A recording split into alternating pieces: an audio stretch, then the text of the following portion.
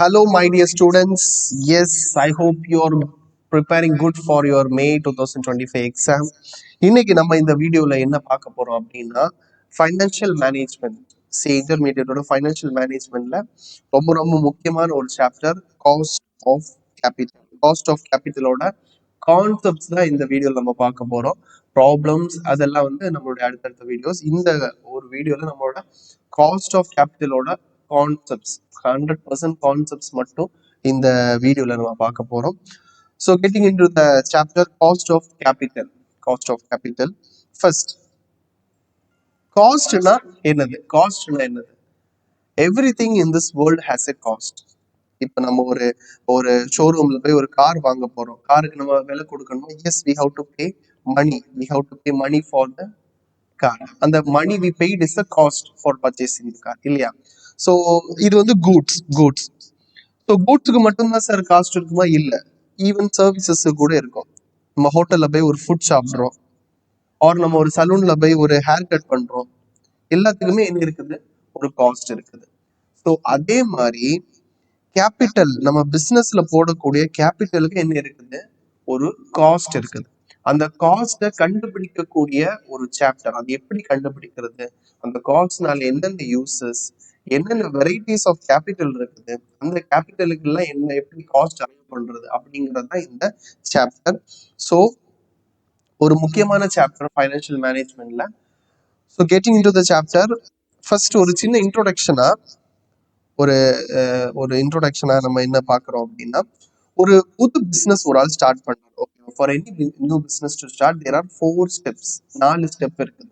Okay, first வந்து என்ன அப்படின்னா, first step 1 is the decide on which assets to buy. அதாவது ஃபார் எக்ஸாம்பிள், நான் வந்து ஒரு அகாடமி ஸ்டார்ட் பண்றேன். ஓகே, ஒரு அகாடமி ஸ்டார்ட் பண்றேன்னா I need to decide on which assets to buy first of all, இல்லையா? நம்ம ஒரு பிசினஸ் ஸ்டார்ட் பண்ணணும்னு முடிவு பண்ணிட்டோம் அப்படின்னா அந்த பிசினஸ்க்கு என்னென்ன அசெட்ஸ் தேவைங்கிறத ஃபர்ஸ்ட் நம்ம முடிவு பண்ணணும். ஸோ அதோட எக்ஸாம்பிள், இப்போ வந்து என்னோட அகாடமிக் ஒயிட் போர்டு வேணுமா, இன்டராக்டிவ் பேனல்ஸ் வேணுமா, சேர் வேணுமா, இல்லை வெறும் சேரா, டேபிள் வித் சேரா, இன்டீரியர் பண்ணணுமா, எப்படி பண்ணணும், இப்படிப்பட்ட அசெட்ஸை வந்து நான் ஃபர்ஸ்ட் ஐடென்டிஃபை பண்ணணும். Okay, then I can decide on determine the total investment required, இல்லையா? என்னுடைய இந்த அசெட்ஸுக்கு என்ன காஸ்ட் ஆகுது, அதாவது என்ன அமௌண்ட் தேவைப்படுது அப்படிங்கறத நான் டிட்டர்மைன் பண்ணும். ஸோ அதான் என்னது, money required to buy assets. So அது ஒரு எக்ஸாம்பிள், ஒரு 15 lakhs ஆகுதுன்னு வைங்க. Okay, and then the cash required to run by daily operations. வெறும் அசெட் மட்டும் போதுமா சார் அப்படின்னா, no, we need money to run our operations. இப்போ ஸ்டார்டிங்லேயே நமக்கு அட்மிஷன்ஸ் கிடைக்குமா, கேஷ் இன்ஃப்ளோ இருக்குமா? இல்லை. we have to get ready for that moratorium period, இல்லையா? அந்த பீரியடுக்கு நம்ம என்ன ரெடியா வச்சிருக்கணும் அப்படின்னா, நம்மளுடைய ஒர்க்கிங் கேபிட்டல் அமௌண்ட் ரெடியா வச்சிருக்கணும். So that would be example of that. Daily ஆப்ரேஷன்ஸுக்கு ரெண்ட் இருக்கும், சேலரி இருக்கும், இபி, மெயின்டெனன்ஸ், இதெல்லாம் இருக்கும். கரெக்டா? ஓகே, நான் ஒர்க்கிங் கேபிட்டல் ரிக்வயர்மெண்ட்ஸ் வந்து நான் ஒரு 12 monthsக்கு நான் ப்ரொஜெக்ட் பண்றேன், ஒரு 6 lakh. ஸோ 15 plus 6 வந்து I need 21 lakhs to start my new business. This is the amount of finance required to start my business. In the 21 lakhs, how I'm going to source? Whether I'm going to invest my own money into the my academy, or whether I'm going to get a bank loan. அதாவது sir, நீங்க வந்து 21 lakhs நம்ம business start பண்றதுக்கு தேவைப்படுது அப்படின்னா, அந்த 21 lakhs நான் வந்து என்னோட ஓன் கேபிட்டல்ல போட போறேன்னா, இல்ல பேங்க்ல இருந்து நான் பாரோ பண்ணி போட போறேன்னா, அதை நான் ஃபர்ஸ்ட் என்ன பண்ணணும், டிசைட் பண்ணணும். ஓகே, ஸோ அதை டிசைட் பண்ணக்கூடிய ஆளு தான் யார் அப்படின்னா, ஃபைனான்சியல் மேனேஜர் அல்லது சீஃப் ஃபைனான்சியல் ஆஃபீஸர். ஒரு chief financial officer is the responsible person for procurement of funds and effective utilisation of funds எங்கேருந்து ப்ரொக்யூர் பண்றோம்னு முடிவு பண்றது அவரு தான். ப்ரொக்யூர் பண்ண ஃபண்ட்ஸை எந்தெந்த அசெட்ஸ்ல எப்படி இன்வெஸ்ட் பண்றது அப்படிங்கிறத முடிவு பண்றது யாரு? இந்த ஃபைனான்சியல் மேனேஜர்.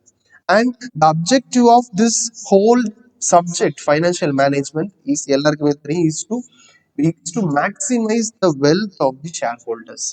ஃபைனான்சியல் மேனேஜ்மெண்டோட மெயின் அப்ஜெக்டிவ் என்னது? To maximise the wealth of the shareholders. Okay, so நம்ம வந்து நம்ம வந்து யோசிக்கலாம், வாட் இஸ் வெல்த், வெல்த்னா என்ன சார், வெல்த்னா என்ன அப்படின்னு. ஸோ வெல்த்துக்கு இந்த எஃப்எம்ல ஒரு ஒரு ஒரு சிம்பிளான ஒரு ஃபார்முலா இருக்குது. ஓகே, ஸோ வெல்த் அல்லது வேல்யூ ஆஃப் ஷேர் ஹோல்டர் எப்படி டிட்டர்மைன் பண்றதுன்னா by simple formula, performance divided by expectation. Performance divided by expectation. இது ஒரு சிம்பிள் எக்ஸாம்பிளா பார்த்து வச்சு பார்க்கலாம். ஃபார் எக்ஸாம்பிள், இப்போ என்னுடைய புது அகாடமி ஸ்டார்ட் பண்றதுக்கு I need how much 21 lakhs, 21 லட்சம் எனக்கு தேவைப்படுது இல்லையா. இந்த 21 லட்சத்தை நான் வந்து என்னுடைய சொந்த பணத்தை போடுறேன். எக்ஸாம்பிளுக்கு என்னுடைய ஓன் மணியை நான் போடுறேன். ஓகே, ஸோ அப்போ என்னுடைய ஓன் மணியை நான் போடும்போது what I will get from the academy. For example, என்னோட அகாடமில இருந்து எனக்கு ஒரு 10% ரிட்டர்ன் கிடைக்குது. That is my performance. 10% return கிடைக்குது. That is my performance. What is the expectation of my capital அப்படின்னா, இந்த 21 lakhs நான் யோசிக்கிறேன். இப்போ 21 lakhs நான் வந்து என்னோட அகாடமில போட்டா ஐ மே கெட் 10% இல்லையா. அதான் என்னது, performance of my academy. Or example, இந்த 21 lakhs வந்து நான் அகாடமில போடாம இஃப் ஐ இன்வெஸ்ட் இன் இது ஃபிக்ஸட் டெபாசிட், எஃப்டி, இந்த மாதிரி பட் ஒரு ஃபிக்ஸட் ரிட்டர்ன் கிடைக்கக்கூடிய ஒரு சேஃப் பிளாட்ஃபார்ம்ல இன்வெஸ்ட் பண்ணும்போது எனக்கு என்ன கிடைக்கும், ஒரு ஃபிக்ஸட் இன்ட்ரெஸ்ட் கிடைக்கும் இல்லையா. அதுதான் என்னுடைய எக்ஸ்பெக்டேஷன். அதுல போட்டா அதான் கிடைக்கும் இல்லையா. அப்போ வெல்த்ங்கிறது என்னது, பெர்ஃபார்மன்ஸ் டிவைடட் பை எக்ஸ்பெக்டேஷன். இப்போ என்னோட அகாடமியோட பெர்ஃபார்மன்ஸ் 10%, ஆனா நான் இதை ஒரு எஃப்டி மாதிரிப்பட்ட இன்வெஸ்ட்மெண்ட்ல போட்டா இந்த 21 lakhs எனக்கு 5% ரிட்டர்ன் கிடைக்கும். ஸோ அப்போ என்னுடைய வெல்த் வந்து it's increasing by 2 times. It's increasing by 2 times. அதுவே ஃபார் எக்ஸாம்பிள், நான் இந்த எக்ஸாம்பிள் நான் எதுக்கு எடுத்தேன் அப்படின்னா, if I am conservative investor, நான் வந்து ரிஸ்கை வந்து அவாய்ட் பண்ற இன்வெஸ்டர் அப்படின்னா ஐ மே கன்சிடர் திஸ் இல்லையா. அண்ட் நெக்ஸ்ட் என்ன அப்படின்னா, ஒரு எக்ஸாம்பிளுக்கு நான் வந்து aggressive investor, I am ready to take risk. அப்போ நான் என்ன பண்ணுவோம் அப்படின்னா, அகாடமில போட்டா எனக்கு வந்து 10% ரிட்டர்ன் கிடைக்கும். ஆனா இதே நான் ஸ்டாக் மார்க்கெட்ல போட்டேன், அங்க ரிஸ்க் ஜாஸ்தியா இருக்கு, பட் ஸ்டாக் மார்க்கெட்ல போட்டா ஐ கேன் கெட் 20% ரிட்டர்ன் அப்படின்னு நான் எக்ஸ்பெக்ட் பண்றேன் இல்லையா. அப்போ இந்த மாதிரியான எக்ஸ்பெக்டேஷன்ல நம்ம இன்வெஸ்ட் பண்ணும்போது நம்மளுடைய வெல்த் என்னது 0.5%, அதாவது கிட்டத்தட்ட என்னோட வெல்த் ஷ்ரிங்க் ஆகுது. ஓகே, ஸோ டோட்டலா நம்ம பார்க்க போனா இந்த வெல்த் மேக்ஸிமைசேஷன் தான் நம்மளுடைய objective of financial management. And வெல்த்துக்கு நம்ம பெர்ஃபார்மன்ஸ் டிவைடட் பை எக்ஸ்பெக்டேஷன்ங்கிற ஃபார்முலா பார்த்தோம். இப்போ நம்ம இந்த காஸ்ட் ஆஃப் கேபிட்டல் சாப்டர்ல என்ன படிக்க போறோம் அப்படின்னா, இந்த எக்ஸ்பெக்டேஷனை தான் நம்ம படிக்க போறோம்.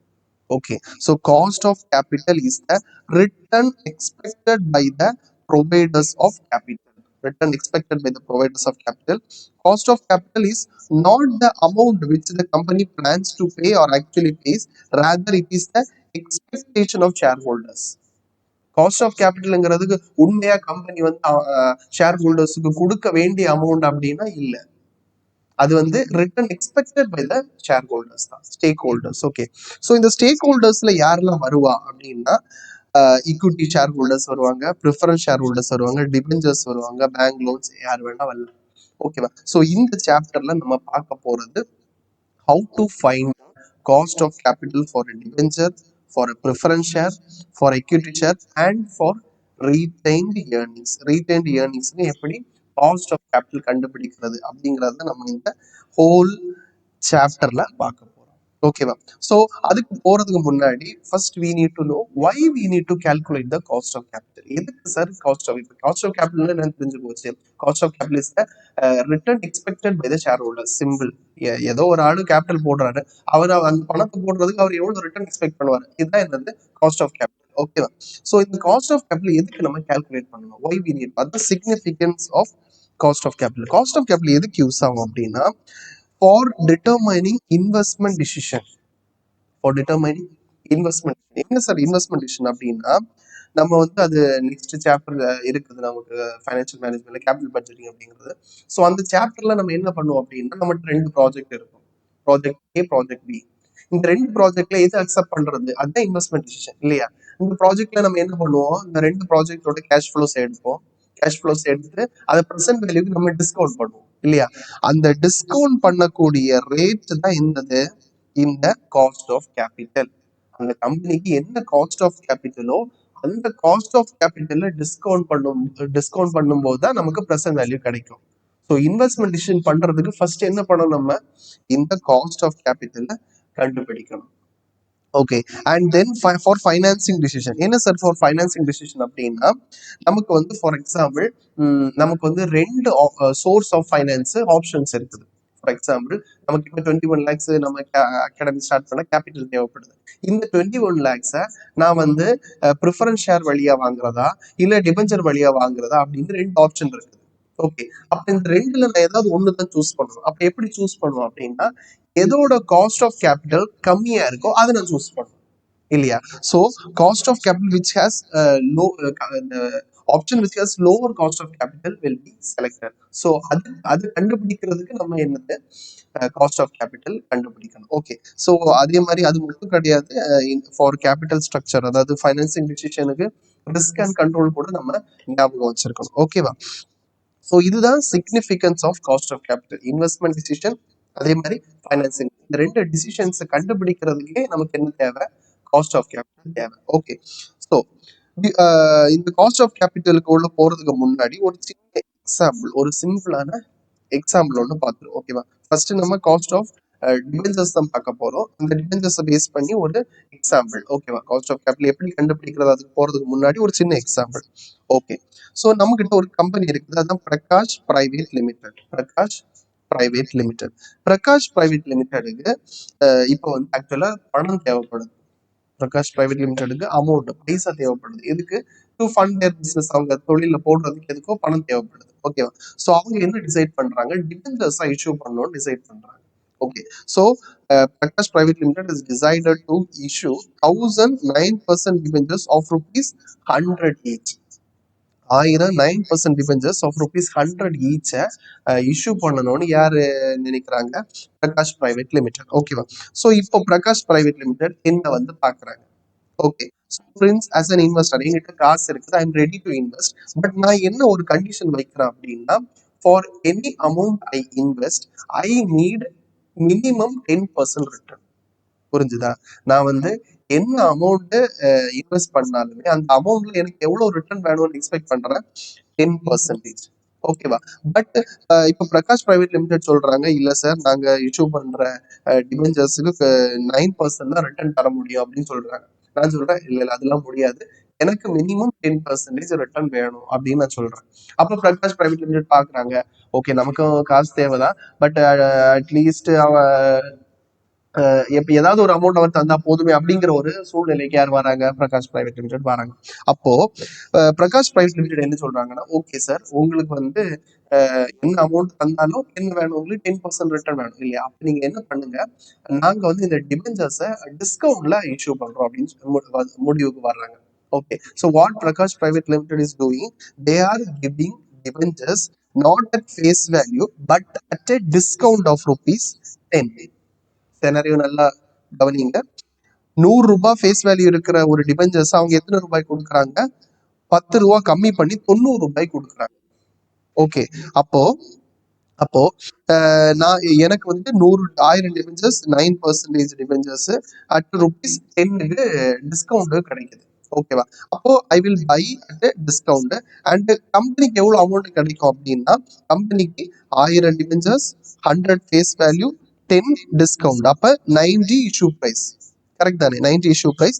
இந்த 90 into 1000 எவ்வளவு, 90,000 rupees பிரகாஷ் பிரைவேட் லிமிடெட் கிடைச்சாச்சு. கரெக்ட் தானே. ஸோ இப்போ ஒரு வருஷம் முடியுது, அந்த வருஷம் முடிஞ்சதுக்கு அப்புறம் company will pay yearly interest இல்லையா. இந்த டிபெஞ்சர்ஸை அவங்க இஷ்யூ பண்ணாங்க, பைசா வாங்கிட்டாங்க, அந்த டிபெஞ்சர்ஸை வச்சு அவங்க யூஸ் பண்ணதுக்கு அவங்க they have to pay interest இல்லையா. அந்த இயர் எண்ட்ல அவங்க இன்ட்ரெஸ்ட் பே பண்ணுவாங்க. அது எவ்வளவு பே பண்ணுவாங்க அப்படின்னா, they will pay interest on the face value amount, not on the issue price. அந்த 90 ரூபாய்க்கு எனக்கு தந்தாங்க இல்லையா, அந்த அமௌண்ட் அவங்க என்ன பண்ண மாட்டாங்க, இன்ட்ரெஸ்ட் தர மாட்டாங்க. அந்த 100 ரூபாய் ஃபேஸ் வேல்யூக்கு தான் இன்ட்ரெஸ்ட் தருவாங்க. ஓகேவா. So 100 into 1000 shares of 1000 shares and 9% interest rate. So 9,000 rupees yearly interest எனக்கு தருவாங்க. ஸோ இதுல தான் நீங்க ஒரு விஷயம் கவனிக்கணும், என்ன அப்படின்னா, நான் வந்து ஆரம்பத்துல என்ன சொன்னேன் அவங்க கிட்ட, எவ்வளவு அமௌண்ட் நான் வந்து தந்தாரோ அந்த அமௌண்ட்டுக்கு எனக்கு 10% ரிட்டர்ன் இருக்கிற மாதிரி பாத்துக்கோங்கன்னு சொன்னேன். கரெக்டா? இப்போ அவங்க என்ன பண்ணாங்க, அதை அக்செப்ட் பண்ணிட்டு எனக்கு டிபெஞ்சர்ஸ் டிஸ்கவுண்ட்ல இஷ்யூ பண்ண. இப்ப டிஸ்கவுண்ட்ல டிபெஞ்சர்ஸ் இஷ்யூ பண்றதுனால எப்படி ரிட்டர்ன் வேரி ஆகுது, அதுதான் இந்த எக்ஸாம்பிள். ஓகேவா? சோ நான் இன்வெஸ்ட் பண்ண அமௌண்ட் எவ்வளவு? 90,000. எக்ஸ்பெக்டட் ரிட்டர்ன் என்னோடது எவ்வளவு? 10%. அதுக்கு அதாவது எக்ஸ்பெக்ட் ரிட்டர்ன் 10% எனக்கு நான் போட்டு 90,000 எனக்கு ரிட்டர்ன் 9,000 கிடைக்கணும். அவங்க எனக்கு தந்தது 9,000. 9,000 divided by 90,000 into 100, 10%. ஸோ எனக்கு ஆக்சுவல் ரிட்டர்ன் 10%, எக்ஸ்பெக்ட் ரிட்டர்ன் 10%. இல்லையா? எப்படி சார் 9% டிவிஜன் இஷ்யூ பண்ணி 10% ரிட்டர்ன் கிடைச்சு அப்படின்னா, because the company issued discount debentures at discount. டிஸ்கவுண்ட்ல டிபெஞ்சர்ஸ் இஷ்யூ பண்ணனால அந்த டிஸ்கவுண்ட் என்ன ஆயிடுச்சு, அந்த கம்பெனியோட இன்ட்ரெஸ்ட் எக்ஸ்பென்ஸ கூட்டிருச்சு. எப்படி சார் அப்படின்னா, இந்த டிபெஞ்சர் அவங்க நார்மலி இஷ்யூ பண்ணியிருந்தாங்க, அதாவது ஃபேஸ் வேல்யூக்கு இஷ்யூ பண்ணியிருந்தாங்கன்னா அவங்களுக்கு என்ன கிடைச்சிருக்கும்? 9% தான் காஸ்டா இருந்திருக்கும். இப்ப அந்த 1 lakh வாங்க வேண்டிய இடத்துல அவங்க எவ்வளவு வாங்குனாங்க? 90,000. அப்ப 10,000 rupees டிஃபரன்ஸ் இருக்கு இல்லையா, அதுதான் நம்மளோட இன்ட்ரெஸ்ட் எக்ஸ்பென்ஸ் 9ல இருந்து 10 வந்துச்சு. Okay, now the cost of capital to the Prakash private limited increased from 9% to 10% because of issuing debentures at a discount. But இதுல ஒரு விஷயம் கூட கவனிக்கணும், என்ன அப்படின்னா, this is not the final cost. இது ஃபைனல் காஸ்ட் கிடையாது. There are much more cost involved. ஓகேவா? என்ன சார் அப்படின்னா, இப்போ ஃபார் எக்ஸாம்பிள் இந்த பிரகாஷ் பிரைவேட் லிமிடெட் எனக்கு கொண்டு வந்த ஆள் ஒரு ஆள், ஒரு இன்டர்மீடியட் இருப்பார் இல்லையா, அவருக்கு என்ன போகும்? Commission, brokerage. அப்புறம் வந்து இந்த பிரகாஷ் பிரைவேட் லிமிடெட் வேல்யூ பண்றதுக்கு ஒருத்தங்க இருப்பாங்க. So valuation, ranking, credit rating அதெல்லாம் பண்றது மிச்சம் பேங்கர்ஸ், இவங்களுக்கு ஒரு ஃபீஸ் போகும். ஸோ இந்த இஷ்யூனால என்னென்ன காஸ்ட் இன்வால்வ் ஆயிருக்கோ இது எல்லாமே எதுல ஆட் ஆகும்? அந்த காஸ்ட் ஆஃப் கேபிட்டல்ல ஆட் ஆகும். And effective cost of capital will go beyond 10% to the company. கம்பெனிக்கு அந்த எஃபெக்டிவ் காஸ்ட் ஆஃப் கேபிட்டல் 9% இல்ல 10%, அதையும் தாண்டி போகும் because of all these cost. ஓகேவா? ஸோ இது வந்து ஒரு சின்ன example for arriving at the cost of capital. நமக்கு இன்டூ த டீடைல், ரொம்ப டீடைலா இந்த கான்செப்ட்ல படிப்போம். ஃபர்ஸ்ட் வந்து என்ன அப்படின்னா, நம்ம காஸ்ட் ஆஃப் கேபிட்டல்ல படிக்க போறது வந்து cost of long term debt. Long term debt நமக்கு நம்ம இந்த சாப்டர்ல 4 படிப்போம். Long term debt, preference shares, equity shares, retained earnings. ஓகேவா? இந்த 4க்கும் we will arrive at the cost of capital. So first we are going to learn என்னது? Cost of long term debt. Okay, long term டெட்டுக்கு example என்ன அப்படின்னா, இந்த debentures, bonds, long term loans from financial institutions, இதுதான். ஓகேவா? So இந்த long term டெட்ஸுக்கு issue பண்றதோட அட்வான்டேஜஸ், டிஸ்அட்வான்டேஜஸ் பார்ப்போம். ஓகேவா? ஸோ அட்வான்டேஜஸ் என்ன அப்படின்னா, இப்போ டிபெஞ்சர்ஸ் இஷ்யூ பண்ணும்போது மோஸ்ட்லி என்ன இருக்காது அப்படின்னா, அவங்க வந்து அந்த நம்ம ஓனர்ஷிப்ல கண்ட்ரோல் எடுத்துக்க மாட்டாங்க. No control of ownership will be taken by யாரு? இந்த டிபெஞ்சர் ஹோல்டர்ஸ். அவங்க அது ஒரு லோன் மாதிரி. ஓகே, 1,00,000 ரூபாய் தராங்கன்னா அந்த 1,00,000 ரூபாய்க்கு நம்ம இன்ட்ரெஸ்ட் கொடுக்கணும். அதை தவிர அவங்க வந்து நம்ம மேனேஜ்மெண்டோட டிசிஷன்ஸ்ல பார்ட்டிசிபேட் பண்றது அதெல்லாம் அவங்க பண்ண முடியாது. யாருக்கு? Debentures holder. இது ஒரு அட்வான்டேஜ் டு த கம்பெனி. ஆனா டிஸ்அட்வான்டேஜ் என்ன அப்படின்னா, they enjoys charge on the profit before taxes. அப்படின்னா என்ன சார் அப்படின்னா, இப்போ வந்து நம்ம கம்பெனி வந்து ரெவன்யூ சேல்ஸ் பண்றாங்க, எக்ஸ்பென்சஸ் இருக்குது. So purchase, sales minus expenses, profit வருது. இந்த ப்ராஃபிட் பிஃபோர் இன்ட்ரெஸ்ட், அதாவது இந்த earnings before interest and tax இருக்குது இல்லையா, இந்த ஏர்னிங்ஸ் பிஃபோர் இன்ட்ரெஸ்ட் அண்ட் டாக்ஸ்ல இருந்து ஃபர்ஸ்ட் யாருக்கு சார்ஜ் போவோம் அப்படின்னா, அந்த டிபெஞ்சர்ஸ் ஹோல்டர்ஸ்க்கு இன்ட்ரெஸ்ட் தான் போகும். ஓகேவா? ஸோ இந்த இன்ட்ரெஸ்ட்டுக்கு அப்புறம் டேக்ஸ் பே பண்ணணும். இந்த டேக்ஸுக்கு அப்புறம் ப்ரிஃபரன்ஸ் ஷேர் ஹோல்டர்ஸுக்கு பேமெண்ட் போகும். அந்த பேமெண்ட்டுக்கு அப்புறம் தான் யாருக்கு போவோம் அமௌண்ட்? ஈக்விட்டி ஷேர் ஹோல்டர்ஸ் போகும். ஸோ இவங்க வந்து debenture holders before tax charge enjoy பண்றதுனால, ஒருவேளை கம்பெனிக்கு ப்ராஃபிட் வரலன்னா கூட they have to pay interest on debentures. So இது ஒரு டிஸ்அட்வான்டேஜ். ஓகேவா? எதுக்கு? டெட், லாங் டேர்ம் டெட் கொடுக்கறதுக்கு. Okay, so first we will see what are all the features of debt. But டிபெஞ்சர்ஸ்ல கொஞ்சம் டெர்மினாலஜிஸ் இருக்குது, அது மட்டும் பார்த்துட்டா நமக்கு இந்த இது வந்து ஈஸியா இருக்கும். ஓகே, ஃபர்ஸ்ட் என்ன அப்படின்னா ஃபேஸ் வேல்யூ. Face value. டிபெஞ்சர்ஸ்ல எப்பவுமே ஃபேஸ் வேல்யூ. நம்ம அது example 1009% debentures of Prakash private limited for ₹100 each. அந்த 100 தான் என்னது face value. So face value is the nominal value or denomination of bonds. Denomination of bonds அப்படின்னு என்ன சார்? இப்போ வந்து பிரகாஷ் பிரைவேட் லிமிடெடோட இந்த 1000 டிபெஞ்சர்ஸ் வந்து 1000 டிபெஞ்சர்ஸ் இருக்கு இல்லையா, இதை வந்து நம்ம புக்ஸ் ஆஃப் அக்கௌண்ட்ஸ்ல என்ட்ரி போடணும்னா we need some denomination amount.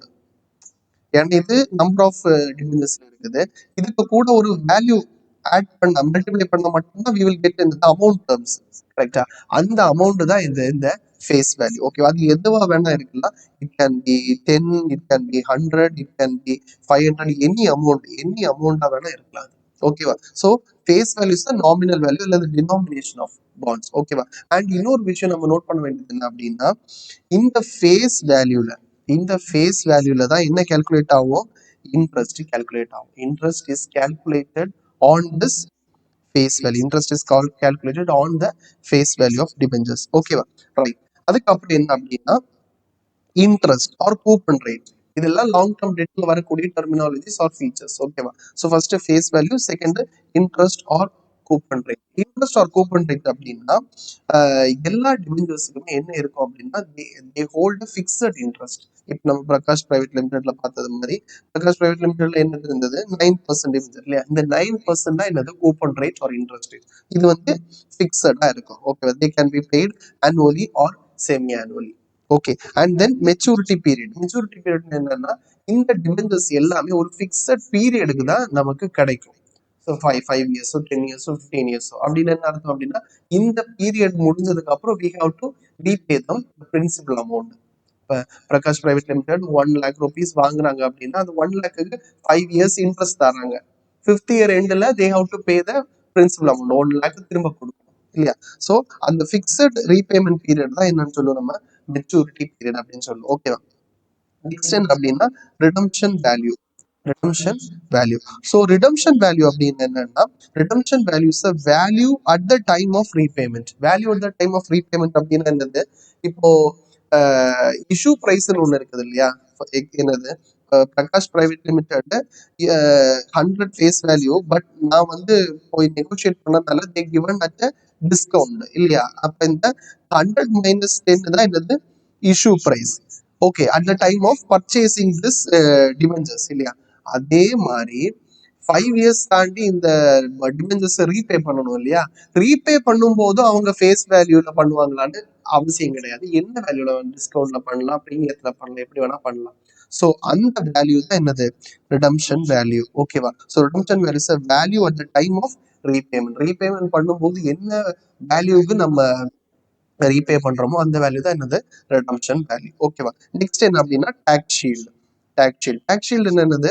Interest is allowed as expense savings in tax levy. என்ன சார் இது அப்படின்னா, அதாவது நம்ம இதுல ஒரு டிஸ்அட்வான்டேஜ் பார்த்தோம். என்னது?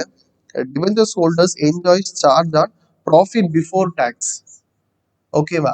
அப்போ நம்ம என்ன ஏர்ன் பண்றோமோ அந்த ஏர்ன் பண்றத டாக்ஸ் கட்டுறதுக்கு முன்னாடியே யார் எடுத்துருவா? அதுல அந்த ப்ராஃபிட்ல ஒரு ஏர்னிங்ஸ்ல உள்ள அமௌண்ட்டை இவங்க எடுத்துருவாங்க. யாரு? Debenture holders. இப்போ இவங்க அந்த சார்ஜ் எடுக்கிறதுனால நமக்கு ஆக்சுவலி ஒரு டாக்ஸ் சேவிங் வரும். இந்த டாக்ஸ் சேவிங் தான் என்ன சொல்லுவோம் நம்ம டாக்ஸ் ஷீல்டுன்னு சொல்லுவோம். அதாவது இந்த ஒரு சின்ன எக்ஸாம்பிள் வச்சு பார்ப்போம். என்ன அப்படின்னா டாக்ஸ் ஷீல்டு ஒரு எக்ஸாம்பிள். ஓகே, ஸோ நமக்கு வந்து 2 கம்பெனி இருக்குது, கம்பெனி ஏ, கம்பெனி பி. ஓகேவா? ஸோ கம்பெனி ஏக்கும் பிக்கும் ஒரே earnings before interest and tax. Okay, earnings before interest and tax ஒரே அமௌண்ட் 100 crores 100 crores. ஓகேவா? கம்பெனி ஏக்கு டிபெஞ்சர்ஸ் இருக்கு, கம்பெனி பிக்கு டிபெஞ்சர்ஸ் இல்ல, ஒரு எக்ஸாம்பிள். ஓகேவா? ஸோ டிபெஞ்சர்ஸ் இருக்கிற கம்பெனி ஏ வந்து டிபெஞ்சர்ஸ் இருக்கிறனால they have to pay interest இல்லையா. அப்ப அவங்க 30 கோடி ரூபாய் இன்ட்ரெஸ்ட் பே பண்றாங்க.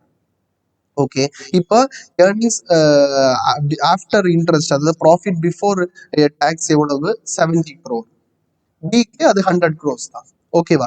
ஸோ நெக்ஸ்ட் டாக்ஸ் ரேட் வந்து 30% அப்படின்னா இவங்க இந்த 70 crore-க்கு 30% 21 crore அதை வந்து டாக்ஸை கட்டுவாங்க.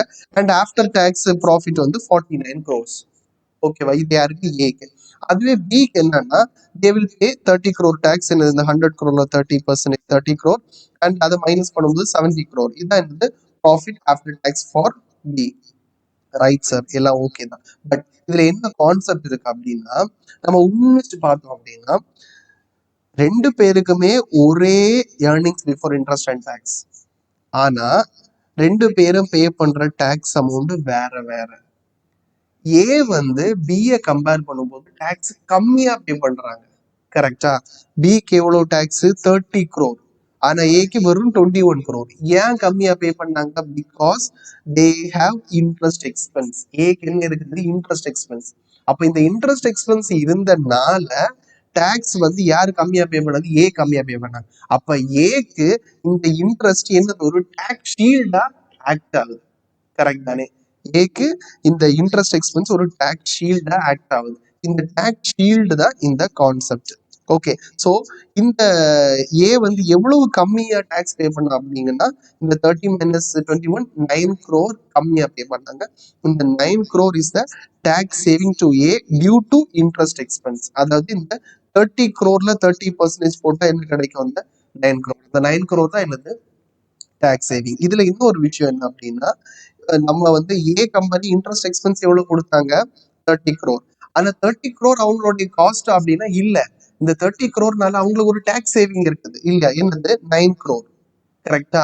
இந்த 9 crore நம்ம என்ன பண்ணணும்? மைனஸ் பண்ணணும். அந்த டேக்ஸ் சேவிங்கை மைனஸ் பண்ணா effective interest expense to the company என்னது? 21 crore. ஓகேவா? ஸோ ஃபைனான்ஸ் பெர்ஸ்பெக்டிவ்ல இருந்து பார்க்கும்போது நம்ம இப்படி ஒரு கம்பெனியோட காஸ்ட் ஆஃப் கேபிட்டல் அரைவ் பண்ணணும். ஓகே, ஸோ டிபெஞ்சர்ஸ் கொடுக்கறதுனால நமக்கு ஒரு காஸ்ட் இருக்குது, என்னது? இந்த இன்ட்ரெஸ்ட். ஆனா அந்த காஸ்ட்னால ஒரு பெனிஃபிட் இருக்குது, அது என்னது? Tax saving. ஸோ அதை மைனஸ் பண்ணா நமக்கு என்ன கிடைக்கும்? நெட் காஸ்ட் கிடைக்கும். ஓகேவா? இந்த கான்செப்ட் தான் என்னது? Tax shield. So savings in tax liability, சிம்பிளா சேவிங்ஸ் இன் டேக்ஸ் லைபிலிட்டி தான் டேக்ஸ் ஷீல்டு. ஓகே, அதனால தான் நம்ம இன்ட்ரெஸ்ட்ல எல்லாத்துலயுமே இந்த ஃபார்முலா யூஸ் பண்றது, இன்ட்ரெஸ்ட் இன்டூ 1 மைனஸ் டி. ஓகேவா? இந்த இந்த ஃபார்முலா இப்படிதான் டிரைவ் ஆச்சு. ஓகேவா? இன்ட்ரெஸ்ட்ல இருந்து அந்த டாக்ஸ் போர்ஷனை மைனஸ் பண்ணும்போது நமக்கு என்ன கிடைக்கும்? நெட் காஸ்ட் கிடைக்கும். அதான் இன்ட்ரெஸ்ட் இன்டூ 1 மைனஸ் டி. ஓகேவா? ஸோ இதுதான் என்னது? Features of debentures. Okay, so long term டெட்ல ரெண்டு கான்செப்ட் வந்து அட்வான்டேஜ் டிஸ்அட்வான்டேஜ் அண்ட் அதோட ஃபீச்சர்ஸ். இப்போ நம்ம how to arrive at the cost அப்படிங்கிறத பார்ப்போம். ஓகேவா? First of all long term debt, அதாவது இந்த டிபெஞ்சர்ஸ் வந்து நாலா பிரிஞ்சிருக்கு. ஓகே, அதாவது டைப்ஸ் ஆஃப் டிபெஞ்சர்ஸ் என்னன்னா, ஃபர்ஸ்ட் வந்து இர்ரெடீமபிள் டிபெஞ்சர்ஸ். என்னது? Irredeemable debentures. அடுத்தது பாத்தீங்கன்னா ரெடீமபிள் டிபெஞ்சர்ஸ், அடுத்தது கன்வெர்ட்டபிள் டிபெஞ்சர்ஸ், அடுத்தது அமார்டைசேஷன் ஆஃப் பாண்ட். இந்த நாளுக்கு எப்படி காஸ்ட் கண்டுபிடிக்கிறது அப்படிங்கறத இந்த சாப்டர்ல நம்ம பார்க்க போறோம். ஓகேவா? ஸோ ஃபர்ஸ்ட் இர்ரெடீமபிள் டிபெஞ்சர்ஸ் நம்ம எடுப்போம். ஓகேவா? Cost of irredeemable debentures. Cost of irredeemable debentures இது என்ன? ஃபர்ஸ்ட் இர்ரெடீமபிள் டிபெஞ்சர்னா என்ன பார்ப்போம். இர்ரெடீமபிள் டிபெஞ்சர்ஸ் அப்படின்னா நம்ம ஒரு டிபெஞ்சர்ஸ் கொடுக்குறோம். ஓகேவா? ஸோ ஃபர்ஸ்ட் பார்த்த மாதிரி பிரகாஷ் பிரைவேட் லிமிடெட் நமக்கு ஒரு டிபெஞ்சர்ஸ் தராங்க இல்லையா? பட் அவங்க என்ன சொல்றாங்கன்னா, நாங்க இது ரீபே எல்லாம் பண்ண மாட்டோம், நீங்க எவ்வளவு அமௌண்ட் தந்தீங்களோ அந்த அமௌண்ட்டுக்கு லைஃப் லாங் நாங்க என்ன பண்ணுவோம்? இன்ட்ரெஸ்ட் தந்துட்டே இருப்போம், மெச்சூரிட்டி பீரியட் கிடையாதுன்னு சொன்னாங்க. ஓகே, ஸோ அப்படி ஒரு பாண்டை இஷ்யூ பண்ணலாம் அப்படின்னா அதுதான் என்னது? Irredeemable debentures. ஓகேவா? So debentures with no repayment period, அதுதான் என்னது? irredeemable debentures. Irredeemable debentures have unlimited life and perpetual life. ஓகேவா? ஸோ இதுக்கு எப்படி சார் காஸ்ட் கண்டுபிடிக்கிறது அப்படின்னா, ஒரு சிம்பிளான ஃபார்முலா.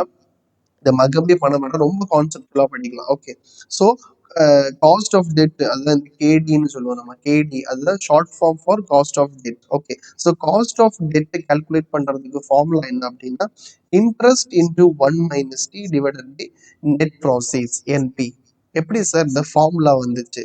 அது மட்டும் நம்ம ஒரு எக்ஸாம்பிளை வச்சு நம்ம படிச்சா இந்த ஃபார்முலாவை நம்ம மனப்பாடம் பண்ணவே தேவை கிடையாது. ஓகே, ஸோ இது எப்படி வந்துருச்சு அப்படின்னா, நம்ம வந்து ஒரு ப்ராக்டிக்கல் எக்ஸாம்பிள் ஒன்று எடுப்போம். அதே மாதிரி நம்ம ஸ்கூல் மேக்ஸ் அல்லது ஃபவுண்டேஷன் மேக்ஸ்ல நம்ம படிச்சிருக்கோம். என்ன அப்படின்னா calculate the interest of perpetual life bond, அந்த மாதிரிலாம் நம்ம படிச்சிருப்போம் இல்லையா. பெர்பச்சுவல் லைஃப் பாண்டுன்னா லைஃப் லாங் இன்ட்ரெஸ்ட் தரக்கூடிய ஒரு பாண்டுக்கு எப்படி ரேட் ஆஃப் ரிட்டர்ன் கண்டுபிடிப்பா, ஆர் எப்படி கண்டுபிடிப்பா அப்படின்னு நம்ம ஒரு ஃபார்முலா ஃபவுண்டேஷன்ல படிச்சிருப்போம். அது எப்படி அப்படின்னா, ஒரு எக்ஸாம்பிள் எடுப்பான். எனக்கு வந்து வருஷம் every year I need 90,000 rupees. ஓகேவா. எனக்கு வருஷம் for my entire life, infinite period. Okay, my life அதுக்கப்புறமும் எப்பவுமே எனக்கு என்ன வேணும், 90,000 rupees வேணும். ஓகேவா. என்னுடைய எக்ஸ்பெக்டட் ரிட்டர்ன் எவ்வளவு, 10%. அதுதான் ஆர். ஓகேவா. நான் எக்ஸ்பெக்ட் பண்ணக்கூடிய ரிட்டர்ன் 10%. எனக்கு வர வேண்டிய அமௌண்ட் வருஷம் 90,000. எவ்வளவு வருஷத்துக்கு, இன்ஃபைனைட் பீரியட்.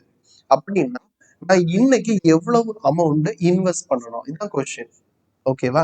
சோ அது கண்டுபிடிக்கிறதுக்கு ஃபார்முலா என்ன அப்படின்னா, இது நம்ம ஃபவுண்டேஷன்ல படிச்சிருப்போம். Present value annuity for perpetual is equal to interest divided by expected rate of return. ஓகேவா. ஸோ அது என்னது, 90,000 தான் எனக்கு தேவைப்படுற வருஷம் இன்ட்ரெஸ்ட். நான் எக்ஸ்பெக்ட் பண்ற ரிட்டர்ன் 10%. அப்ப நான் எவ்வளவு இன்வெஸ்ட் பண்ணணும், 9 lakhs இன்னைக்கு இன்வெஸ்ட் பண்ணணும். இன்னைக்கு நான் 9 lakhs இன்வெஸ்ட் பண்ணேன்னா ஃபார் த இன்ஃபைனைட் பீரியட் எனக்கு எவ்வளவு கிடைக்கும், 90,000 எவ்ரி இயர்.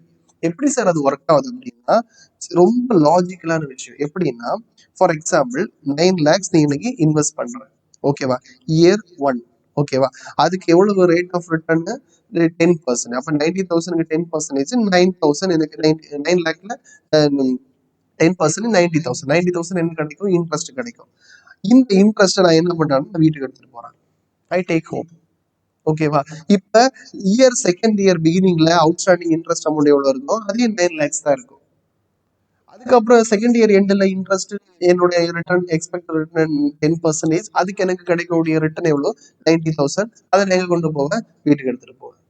அதே மாதிரி third year 9 lakhs outstanding, 90,000 interest கிடைக்குது, நான் வீட்டுக்கு எடுத்துட்டு போவேன். ஸோ இப்படி கிடைக்கக்கூடிய ரிட்டர்ன் நான் அப்படியே ஐ டேக் ஹோம் அப்படின்னா நமக்கு என்னதான் இருக்கும், இந்த இன்ட்ரெஸ்ட் டிவைடட் பை 10%, இந்த 9 lakhs நம்ம இன்வெஸ்ட் பண்ணா போதும்.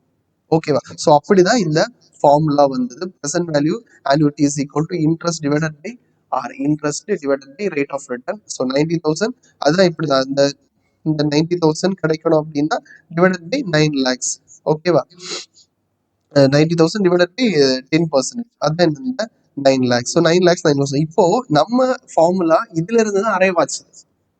இந்த ஃபவுண்டேஷன்ல present value annuity is equal to interest divided by r ஃபார்முலால இருந்து தான் எது டெரைவ் ஆச்சுது, இந்த cost of capital for irredeemable debentures ஓட இது அரைவ் ஆச்சு. எப்படி சார் அப்படின்னா, நம்ம கண்டுபிடிக்கக்கூடிய காஸ்ட் ஆஃப் கேபிட்டல் என்னது, இந்த ஆர். இந்த ஆர் தான் என்னது, cost of debt, K T.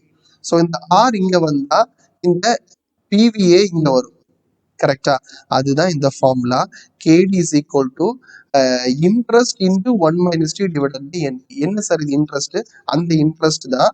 But அதுக்கு கூட என்னது, 1 - t அந்த டாக்ஸ் ஷீல்டு மைனஸ் ஆகுது. ஓகேவா. Because of interest we are having a tax shield. அந்த டாக்ஸ் ஷீல்டு என்ன ஆகுது, மைனஸ் ஆகுது. அண்ட் நெட் ப்ரோசீட்ஸ்னா என்னது, இந்த இன்வெஸ்ட்மெண்ட் அமௌண்ட் இல்லையா. ஸோ அந்த நெட் ப்ராசஸ் என்னவா இருக்கலாம் அப்படின்னா, issue price minus flotation cost. அதாவது ஏதாவது காஸ்ட் ஆஃப் நம்ம பார்த்தோம்ல, கமிஷன், ப்ரோக்கரேஜஸ் இதெல்லாம் இருந்ததுன்னா அது என்ன பண்ணிக்கணும், மைனஸ் பண்ணிக்கணும். ஓகேவா.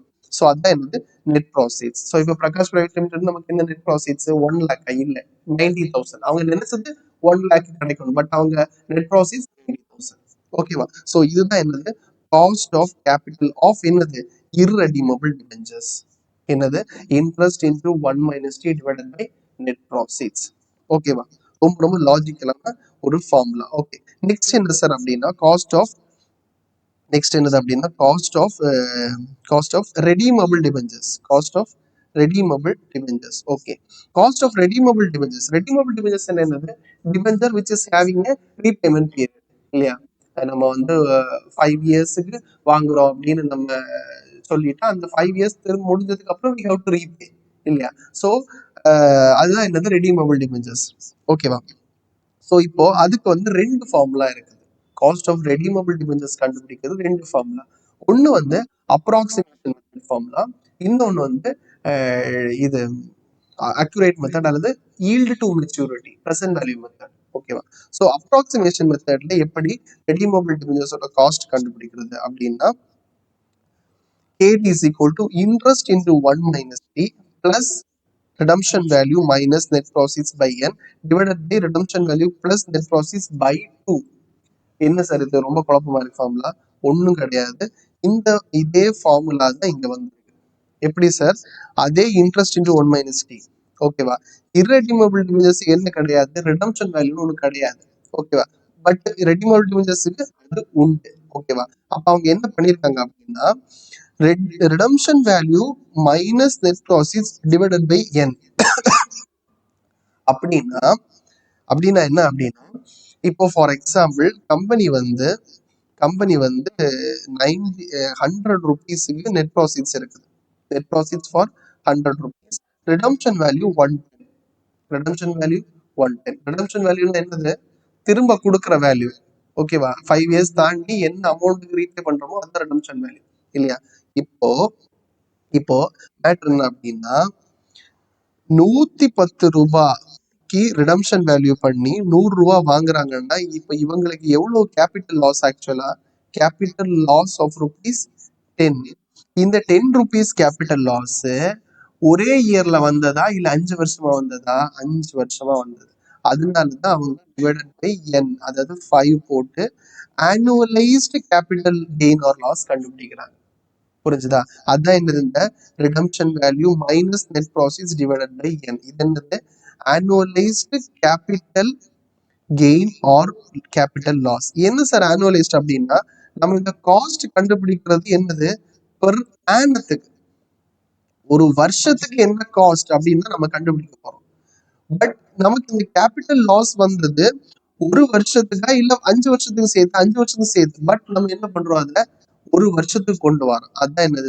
Annualised capital gain or loss. ஓகேவா? நெக்ஸ்ட் என்ன அப்படின்னா ஆக்சுவலி ரிடம்ஷன் வேல்யூ இல்லை அப்படின்னா நமக்கு என்னது? நெட் ப்ராசிட்ஸ் மட்டும். பட் இப்ப ரிடம்ஷன் வேல்யூ இருக்கனால இவங்க என்ன பண்றாங்கன்னா இந்த ஃபார்முலா என்ன ஃபார்முலா? Approximation method formula. என்ன ஃபார்முலா? அப்ராக்சிமேட். அப்ப அப்ராக்சிமேஷன் மெத்தட் ஃபார்முலானால அவங்க நெட் ப்ராசிட்ஸுக்கும் ரிடம்ஷன் வேல்யூக்கும் உள்ள ஆவரேஜ் எடுக்கிறாங்க. ஓகேவா? அதனாலதான் இந்த ஃபார்முலா என்னது? Approximation method formula. So redemption value இப்போ ஃபார் எக்ஸாம்பிள் 100 ரிடம்ஷன் வேல்யூ, 150 வந்து 100 வந்து நெட் ப்ராசிட்ஸ், 150 வந்து ரிடம்ஷன் வேல்யூ அப்படின்னா அவங்க டிவைடட் பை 2 ஆவரேஜ் எடுக்கிறாங்க. அப்படியே 125. புரிஞ்சது இல்லையா? இதுவும் இல்லாம ஆவரேஜ் எடுக்கிறாங்க. ஓகே, ஸோ இந்த ஆவரேஜ் எடுக்கிறதுனால தான் இது என்னது? Approximation formula. So more or less ரெண்டும் சேம் தான். ரிடம்ஷன் வேல்யூ வர்றதுனால இவங்க என்ன பண்றாங்க? இந்த மாதிரி எடுக்கிறாங்க. ஓகே, ஸோ அதே மாதிரி இன்னொரு விஷயம் நோட் பண்ண வேண்டியது என்ன அப்படின்னா if the difference between redemption value and net proceeds is very high, அதாவது இதுக்கும் வேல்யூ ரொம்ப ஜாஸ்தியா இருந்தா அப்படின்னா the accuracy of KD will be low. அதுதான் பாயிண்ட் டு பி நோட்டட். ஓகேவா?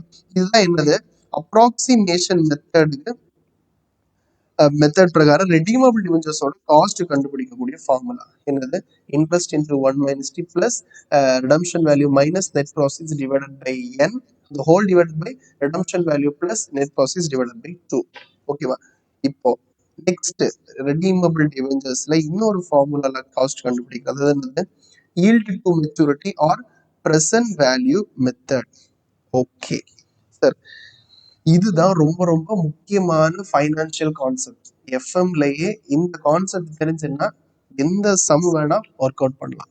ஓகேவா? இதுதான் கிரக்ஸ் ஆஃப் ஃபைனான்சியல் மேனேஜ்மெண்ட், yield to maturity அல்லது present value method. ஓகேவா? ஸோ இதுல என்ன அப்படின்னா இதை எப்படி கண்டுபிடிக்கிறது சார் அப்படின்னா இது வந்து ஃபார்முலா கிடையாது. It's not a formula. இது வந்து ஒரு ப்ரொசீஜர். ஓகேவா? கான்செப்ட் ஞாபகம் வச்சுக்கணும். பட் இந்த ப்ரொசீஜரை ஃபாலோ பண்ணா நமக்கு இதை ஈஸியா கண்டுபிடிக்கலாம். ஓகே, என்ன சார் அப்படின்னா இந்த present value மெத்தட் கான்செப்ட் என்ன அப்படின்னா at internal rate of return the present value of inflows will equal present value of outflows. என்ன சார் அப்படின்னா அட் ஐஆர்ஆர். அந்த ஐஆர்ஆர் தான் என்னது நமக்கு இங்க கேஇ. இந்த ஐஆர்ஆர் தான் என்னது நமக்கு கேஇ. இந்த கேஇல கேஇய வச்சு நம்ம டிஸ்கவுண்ட் பண்ணும்போது இன்ஃப்ளோவோட ப்ரெசன்ட் வேல்யூவும் அவுட்ஃப்ளோஸோட ப்ரெசன்ட் வேல்யூவும் ஈக்குவலா இருக்கும். ஓகேவா?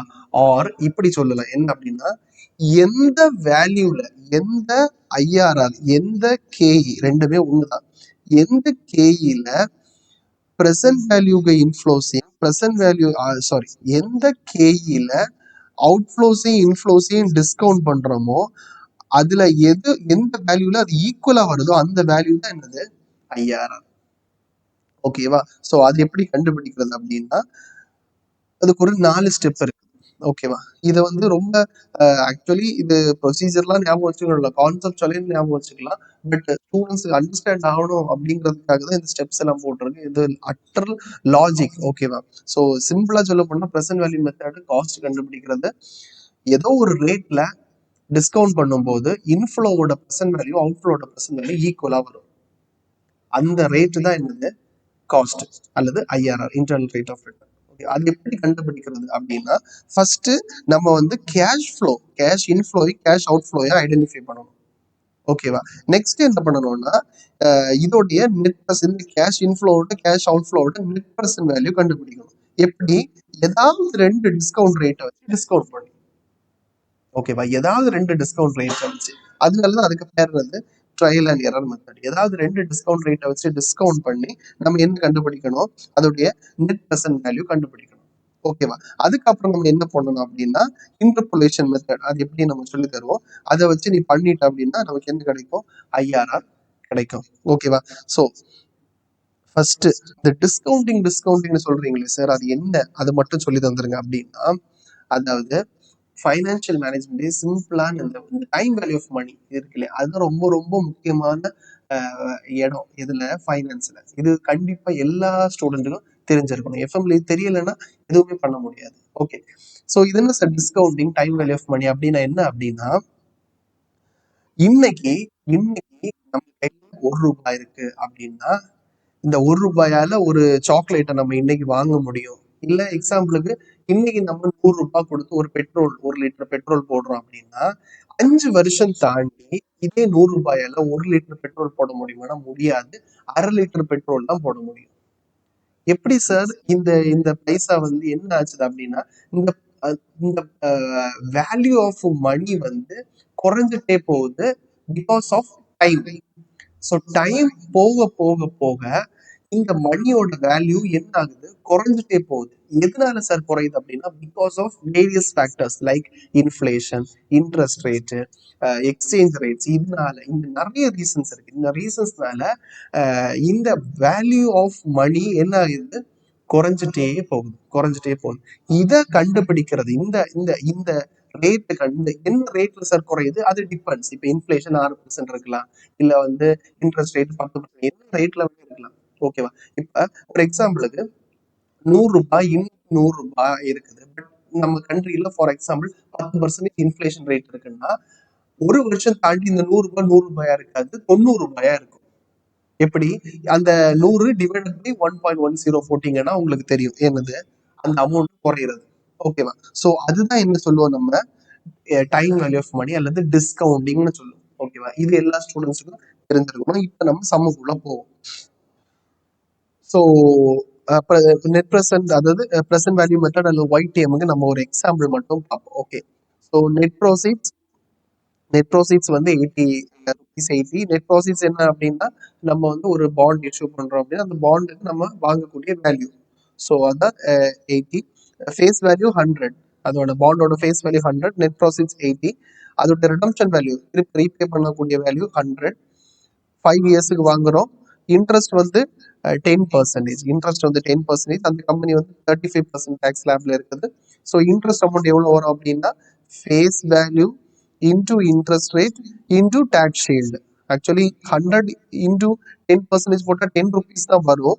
ஆனா because of this interest there having a tax shield. அந்த டேக்ஸ் ஷீல்டை நம்ம வந்து மைனஸ் பண்ணோம் அப்படின்னா 6.5 வந்து இன்ட்ரெஸ்ட் அமௌண்ட் வரும். ஓகேவா? ஸோ இந்த ஒரு எக்ஸாம்பிளுக்கு எப்படி நம்ம yield to maturity அல்லது நெட் ப்ரெசன்ட் வேல்யூ, அதாவது என்னது, இந்த ப்ரெசன்ட் வேல்யூ மெத்தட் பிரகாரம் நம்ம எப்படி இது காஸ்ட் கண்டுபிடிக்கிறது அப்படின்னு பார்ப்போம். ஸோ ஃபர்ஸ்ட் நம்ம ஸ்டெப் பிரகாரம் என்னது, identify the cash inflows and cash outflow. Cash இன்ஃப்ளோயும் அவுட்ஃப்ளோயும் கண்டுபிடிக்கணும். என்ன சார் இன்ஃப்ளோ அப்படின்னா இயர் 0ல நமக்கு 80 ரூபா உள்ள வந்தது, அதான் என்னது நம்மளுடைய கேஷ் இன்ஃப்ளோ.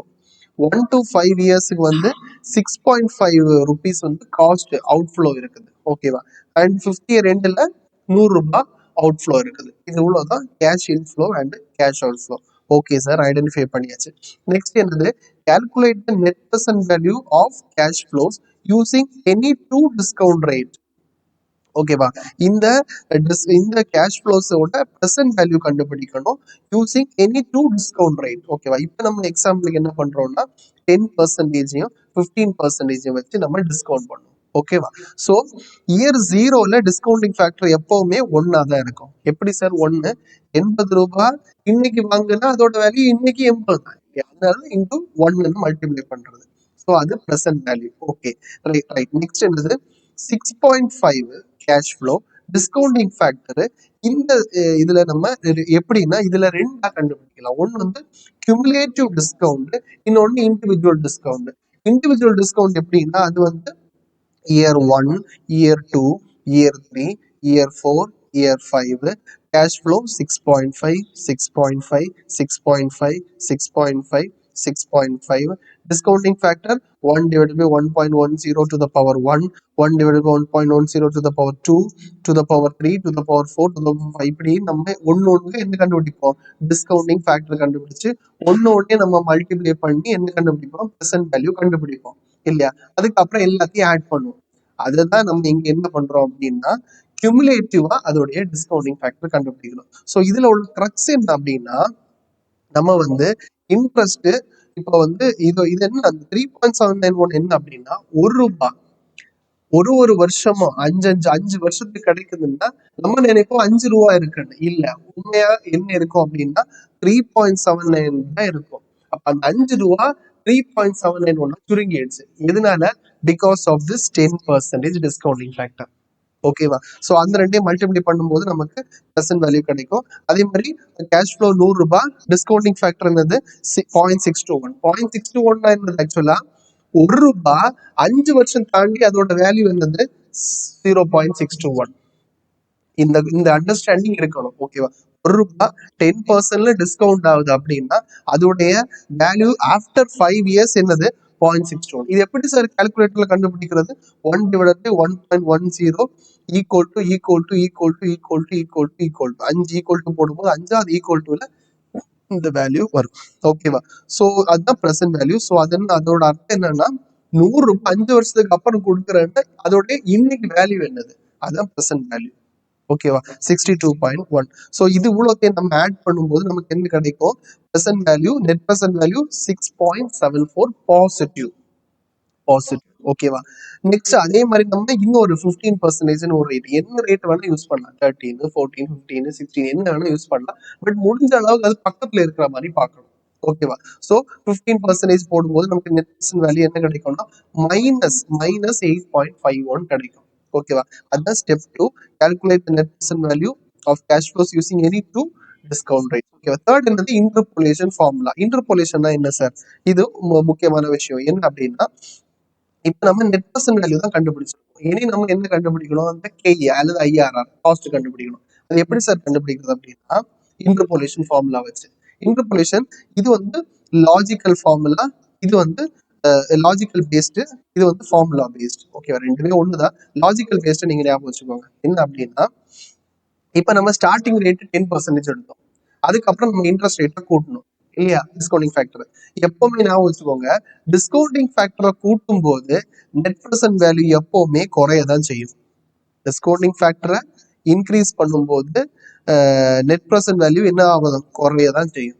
ஓகேவா, ஸோ 10%ல இருந்து 15%, அதாவது 5% இன்க்ரீஸ் பண்றதுனால என்னுடைய ப்ரெசென்ட் வேல்யூ வந்து 6.74ல இருந்து 8.51 போகுது. அப்படின்னா இது வந்து 6.74, இது வந்து 0, அதுல இருந்து எங்க போகுது மைனஸ் 8.51. அப்போ 5% இன்க்ரீஸ் பண்றதுனால என்னுடைய ப்ரெசென்ட் வேல்யூ எவ்வளவு 15.25 வந்து பாயிண்ட்ஸ் என்ன ஆகுது, டிக்ரீஸ் ஆகுது.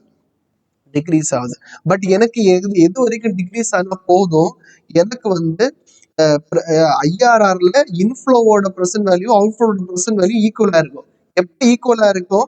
இதுவும் ஈக்குவல் ஆகி இது ஜீரோ வந்துன்னா அதுதான் என்னது ஐஆர்ஆர். கரெக்டா? அப்போ அந்த வேல்யூ எப்போ வரும்? எனக்கு வந்து 6.74 வரைக்கும் இறங்குனா போதும். அதாவது இங்க 6.74 இருக்கு, எனக்கு எவ்வளவு இறங்கு, நம்ம ஜீரோ வரைக்கும் வந்தா போதும், அதுக்கு மேல போக கூடாது எனக்கு. அப்ப இந்த ஜீரோல என்னது பிரசன்ட் வேல்யூ ஆஃப் இன்ஃப்ளோஸும் பிரசன்ட் வேல்யூ ஆஃப் அவுட்ஃப்ளோஸும் ஈக்குவலா இருக்கும். ஓகேவா? ஸோ அது எப்படி சார் அப்படின்னா 5% இன்க்ரீஸ் பண்ணும்போது 15 பாயிண்ட் இறங்குதுன்னா 6.74 பாயிண்ட் இறங்குறதுக்கு எவ்வளவு ரேட்டை ஏற்றணும், அதுதான் இந்த இன்டர்போலேஷன் ஃபார்முலா. அது எப்படி கண்டுபிடிக்கிறது? இந்த 5 இன்டூ 6.74 டிவைடட் பை 15.25 போட்டீங்கன்னா இதுல வந்து அந்த எவ்வளவு ஏத்தணுங்கிறது வரும். ஓகேவா? இந்த ரேட்டை இந்த ஸ்டார்டிங் பாயிண்ட கூட ஆட் பண்ணீங்க அப்படின்னா அந்த 10% பிளஸ் 2.21 ஆட் பண்ணீங்கன்னா உங்களுக்கு என்னது 12.21% கிடைக்கும். ஓகேவா? ஸோ அதுதான் இங்க ஃபார்முலா பேஸ்டா கொடுத்துருக்காங்க. Lower rate plus NPV of higher rate, NPV of higher rate minus lower rate into higher rate minus lower rate 12.2. ஓகேவா? ஸோ இந்த 12.21 தான் IRR, internal rate of return, அல்லது கேஇ, காஸ்ட் ஆஃப் கேபிட்டல், என்ன வேணா சொல்லிக்கலாம். ஓகேவா? ஸோ இதுதான் வந்து டிஸ்கவுண்டிங் ஃபேக்டர், அதாவது பிரசன்ட் வேல்யூ மெத்தட் பிரகாரம் அல்லது ஈல்ட் டு மெச்சூரிட்டி மெத்தட் பிரகாரம் cost of redeemable debentures calculate பண்றதோட ப்ரொசீஜர். ஸோ இது நீங்க லாஜிக்கலா நீங்க வந்து அண்டர்ஸ்டாண்ட் பண்ணீங்க அப்படின்னா throughout your CA journey இந்த ஃபைனான்சியல் கான்செப்ட் ரொம்ப ரொம்ப ரொம்ப யூஸ்ஃபுல்லா இருக்கும். ஓகே, டிஸ்கவுண்டிங் ஃபேக்டர்ஸ், இந்த ப்ரெசென்ட் வேல்யூ, இதெல்லாம். ஓகேவா? ஸோ நெக்ஸ்ட் என்ன பார்க்க போறோம் அப்படின்னா cost of zero coupon bonds. Cost of zero coupon bonds அல்லது டீப் டிஸ்கவுண்ட் பாண்ட்ஸ். என்ன சார் இது ஜீரோ கூப்பன் பாண்ட், இதுல டீப் டிஸ்கவுண்ட் பாண்ட்ஸ் அப்படின்னா இந்த ஜீரோ கூப்பன் பாண்ட்ஸ் வந்து, கூப்பன்னா என்னது இன்ட்ரெஸ்ட் இல்லையா, ஜீரோ கூப்பன்னா இன்ட்ரெஸ்ட் தரமாட்டான். இன்ட்ரெஸ்ட் தரமாட்டான்னா நமக்கு என்ன சார் லாபம் அப்படின்னா அவன் பாண்டை தரும்போதே, பாண்டை வாங்கும் போதே லோ பிரைஸுக்கு வாங்குவான். ஓகேவா? அண்ட் பாண்டை திரும்ப தரும்போது ஹை பிரைஸுக்கு தருவான். எக்ஸாம்பிளுக்கு என்னது, பாண்டோட விலை வந்து ஆக்சுவலி 1,00,000 ரூபாய். ஆனா அந்த 1,00,000 ரூபாய் விலை உள்ள பாண்ட் அவன் எவ்வளவு ரூபாய்க்கு தாரான் அப்படின்னா 2,500 ரூபாய்க்கு தான் தாரான். அப்ப அதுல எவ்வளவு டிஃபரன்ஸ் இருக்குது? கிட்டத்தட்ட 97,500 ரூபீஸ், 97,500 ரூபீஸ் டிஃபரன்ஸ் இருக்குது. கரெக்டா? சோ அந்த டிஃபரன்ஸ் தான் நமக்கு இந்த ஓவரால் இந்த 25 இயர்ஸ் கிடைக்கக்கூடிய interest. So zero coupon bond அப்படின்னா அதுக்கு வருஷம் இன்ட்ரெஸ்ட் எல்லாம் தர மாட்டேன், பட் வெரி லோ பிரைஸ், 2,500 ரூபாய்க்கு நான் இப்ப வாங்குவேன், அது திரும்ப தரும்போது 1,00,000 ரூபாய் தருவேன். இப்போ 25 வருஷம் தாண்டி. ஸோ அதுதான் என்னது டீப் டிஸ்கவுண்ட் பாண்ட்ஸ் அல்லது ஜீரோ கூப்பன் பாண்ட்ஸ். அதோடைய காஸ்ட் எப்படி சார் கால்குலேட் பண்றது? ரொம்ப ரொம்ப சிம்பிளான formula, future values equal to present value into 1 plus R power N. ஓகேவா? ஸோ இந்த ஃபார்முலா தான் நம்ம வந்து இது cost of zero coupon bond calculate பண்றதுக்கு. இதுல வந்து நமக்கு ஃபியூச்சர் வேல்யூ தெரியும் 1 லேக், பிரசன்ட் வேல்யூ தெரியும் என்னது 2,500, ஆறு தான் தெரியாது இல்லையா, பீரியட் 25 இயர்ஸ். ஸோ இந்த ஆறு தான் நம்ம கால்குலேட் பண்ணுவோம். ஸோ அது கால்குலேட் பண்ணி வரும்போது உங்களுக்கு 15.9% வரும். ஸோ இதுதான் வந்து இந்த கால்குலேட்டரை மட்டுமே வச்சு இந்த ஸ்கொயர் ரூட் எல்லாம் எப்படி கண்டுபிடிக்கிறது அப்படிங்கிறதுக்கு ஒரு சின்ன ஒரு சின்ன ப்ரொசீஜர் கொடுத்துருக்கோம். ஸோ இது நீங்க யூஸ் பண்ணிக்கலாம் சம் ஒர்க் அவுட் பண்ணும்போது. ஓகேவா? So cost of zero coupon bond இப்படிதான் கண்டுபிடிக்கணும். நெக்ஸ்ட் என்னது sir? Amortisation of bond. Amortisation of bond அப்படின்னா என்ன அப்படின்னா, இப்ப வந்து இது வரைக்கும் நம்ம பார்த்த எக்ஸாம்பிள்ஸ்ல வந்து டிபெஞ்சர்ஸ் இப்போ 1,00,000 ரூபாய் வாங்கணும் அப்படின்னா நம்ம இயர் ஆன் இயர் என்ன மட்டும்தான் பே பண்ணுவோம்? இன்ட்ரெஸ்ட் மட்டும்தான் பே பண்ணுவோம் இல்லையா? இன்ட்ரெஸ்ட் மட்டும் பே பண்ணுவோம். அப்போ ஒரு 10% அப்படின்னா 10,000 ருபீஸ் இன்ட்ரெஸ்ட் பே பண்ணுவோம். இப்போ 5 இயர்ஸ்க்கு வாங்கியிருந்தோம்னா 50 இயர் எண்ட்ல தான் இந்த 1 லேக் பே பண்ணுவோம். அதான் யூஸ்வலி நம்ம பண்றது. ஆனா இந்த அமோர்டைசேஷன் பாண்ட்ல என்ன நடக்கும்னா இயர் ஆன் இயர் இன்ட்ரெஸ்ட் மட்டும் இல்ல, நம்ம எது பிரின்சிபிளையும் சேர்த்து பே பண்ணும். ஈக்குவலி அமௌண்டைஸ் ஆகுதுன்னா இப்போ நம்ம 5 இயர்ஸ்க்கு வாங்கிருக்கோம் அப்படின்னா இயர் ஆன் இயர் நம்ம எவ்வளவு 20,000 ருபீஸ் ரீபே பண்ணணும். ஓகேவா? அப்ப இந்த 10,000 கூட நான் எவ்வளவு பே பண்ணுவேன்? 20,000 ருபீஸ் பே பண்ணுவேன். இதுதான் என்னது அமோர்டைசேஷன் ஆஃப் பாண்ட். ஸோ இந்த அமோர்டைசேஷன் ஆஃப் பாண்ட்ல இன்ட்ரெஸ்டும் கொடுப்பேன், பிரின்சிபலும் கொடுப்பேன். ஓகேவா? ஸோ இதுல வந்து principal will be reduced year on year and interest will be calculated on the outstanding amount. எவ்வளவு அவுட்ஸ்டாண்டிங் பிரின்சிபல் அமௌண்ட் அதுக்கு மேல இயர் ஆன் இயர் என்னது இன்ட்ரெஸ்ட் கால்குலேட் பண்ணணும். Cash flow will be uneven. Okay, இந்த மாதிரிப்பட்ட கேஸ்ல எப்படி சார் நம்ம காஸ்ட் கண்டுபிடிக்கிறது? அதுக்கு ஒரு சின்ன எக்ஸாம்பிள் என்ன அப்படின்னா, நம்மகிட்ட ஒரு 5 இயர் பாண்ட் இருக்கு, அதோடைய ஃபேஸ் வேல்யூ வந்து 5,000 ருபீஸ், 8% இன்ட்ரெஸ்ட் அந்த பாண்ட் தருது. அமௌண்டைஸ்ட் ஈக்குவலி அப்படின்னா வருஷம் 1000 ரூபாய் திருப்பி தந்துட்டே இருப்பாங்க. ஓகே, இப்ப calculate the present value அல்லது value of the bond if the investor expect 6% return. இதான் சம். ஓகேவா? ஸோ இது எதுக்காக சார் சம்மு? இந்த மெயின் அமௌண்டைசேஷன் ஈக்குவலி அதுக்காக. ஓகே, அதுக்கு எப்படி சார் பண்ணணும் அப்படின்னா நம்ம வந்து இயர் 1, 2, 3, 4, 5 இயர் 5 வருஷத்துக்கும் இன்ட்ரெஸ்ட் கண்டுபிடிக்கணும். எப்படி இன்ட்ரெஸ்ட் பிரின்சிபல், அதாவது கேஷ் அவுட் ஃப்ளோ எவ்வளவு கண்டுபிடிக்கணும். ஸோ எப்படி சார் இன்ட்ரெஸ்ட் கண்டுபிடிக்கிறது அப்படின்னா ஃபர்ஸ்ட் இந்த பாண்டோட ஃபேஸ் வேல்யூ 5000 இன்டு எத்தனை பர்சன்டேஜ்? 8%. அதான் இந்த 400. இயர் எண்டில் என்ன கொடுப்போம் நம்ம? 1000 rupees. அதை ஈக்குவலி அமௌண்டைஸ் பண்றதுனால 1000 rupees பிரின்சிபல் ரீபே பண்றோம். அதோட கேஷ் வேல்யூ 1400. 1400. ஓகேவா? இப்ப இதை என்ன பண்றோம்? நம்ம 6%ல டிஸ்கவுண்ட் பண்றோம். 6% என்ன சார்? அதுதான் இன்வெஸ்டர் எக்ஸ்பெக்ட் பண்ணக்கூடிய ரிட்டர்ன். ஸோ அதுல தான் நம்ம என்ன பண்ணணும்? டிஸ்கவுண்ட் பண்ணணும். ஓகேவா? ஸோ டிஸ்கவுண்ட் பண்ணும்போது நமக்கு ஒரு வேல்யூ கிடைக்கும். அது ரெண்டையும் மல்டிப்ளை பண்ணீங்கன்னா ப்ரெசன்ட் வேல்யூ கிடைக்கும். Okay sir. நெக்ஸ்ட் என்னது? இன்ட்ரெஸ்ட். இன்ட்ரெஸ்ட்னா இந்த இன்ட்ரெஸ்ட் எப்படி சார் வந்தது அப்படின்னா ஆல்ரெடி நம்ம 10 இயர் இருந்து 5000 இருந்து அதுல ஆல்ரெடி 1000 ரீபே பண்ணியாச்சு. இப்போ எவ்வளவு பேலன்ஸ் இருக்கு? 4000. அந்த 4000ல 8%. அப்ப அது எவ்வளவு? 320. இயர் செகண்ட் இயர் எண்ட்ல 1000 கொடுப்போம். அப்ப 1000 + 320 1320. அதை மல்டிப்ளை பண்ணி ப்ரெசன்ட் வேல்யூ. ரெண்டாவது இது வந்து ஆல்ரெடி 2000 ரீபே பண்ணியிருப்போம். அப்ப 2000 போதுன்னா மீதி 3000 இன்டு 8%. இது மறுபடியும் 2000 இன்டு 8%. இது என்னது? 1000 இன்டு 8%. அப்படி நம்ம என்ன கண்டுபிடிக்கிறோம்? இன்ட்ரெஸ்ட் கண்டுபிடிக்கிறோம். அதுக்கப்புறம் என்ன கண்டுபிடிக்கிறோம்? அந்த பிரின்சிபல் நமக்கு தெரியும், இயர் ஆன் இயர் பண்ணி விட்டுட்டு வரோம். Okay, so cash total cash out for தெரிஞ்சு இதை நம்ம டிஸ்கவுண்ட் பண்ணும்போது நமக்கு என்ன கிடைக்கும்? வேல்யூ ஆஃப் த பாண்ட் கிடைக்கும். ஓகேவா? ஸோ இதுல நம்ம என்ன ட்ரக்ஸ் பார்க்கணும் அப்படின்னா சார் 5000 ரூபாய் அதோட ஃபேஸ் வேல்யூ, 8% அந்த பாண்டே இன்ட்ரெஸ்ட் தருது.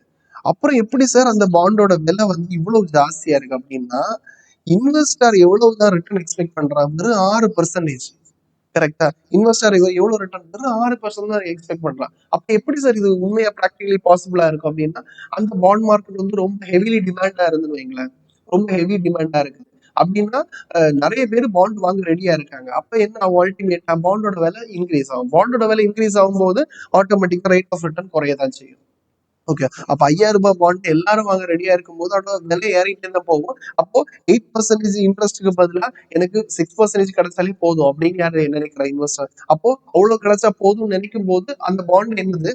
பிரீமியம் பிரைஸ் கொடுத்து வாங்குவா. அதனாலதான் என்னது? இந்த பாண்டோட விலை ஜாஸ்தியா இருக்குது. ஓகேவா? சோ இதுதான் என்னது?